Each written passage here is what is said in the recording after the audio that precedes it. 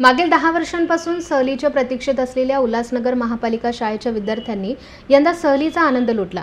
महापालिकेच्या शाळांमधील जवळपास 1,500 विद्यार्थ्यांसाठी मोफत सहलीचं आयोजन करण्यात आलं होतं।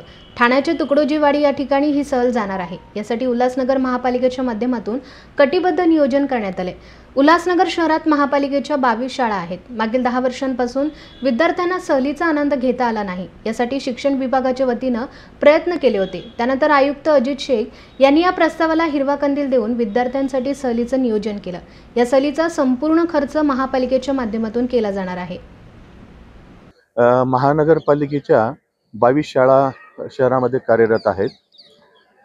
त्यामध्ये 4थी, 5वी, 6वी, 7वी ह्या 4 वर्गांच्या विद्यार्थ्यांना आपण आज पिकनिकसाठी रवाना केलेलं आहे। आत्ताच जवळपास 1400 विद्यार्थी आहे आणि त्यांना ठाणे येथे जे टिकुणजीवाडी एक सुंदर असं ठिकाण आहे, त्या ठिकाणी आपण त्यांना सहलीसाठी पाठवलेलं आहे।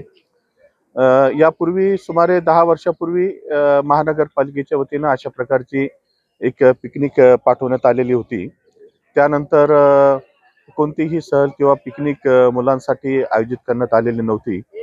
आता काही उपाययोजना आम्ही शिक्षण मंडळाच्या किंवा शिक्षण विभागाच्या अपग्रेडेशनसाठी घेतलेले आहे, विद्यार्थ्यांच्या सर्वांगीण विकासासाठी घेतलेले आहे आणि त्याचाच एक भाग म्हणून सहल सुद्धा आयोजित करण्यात आलेली आहे।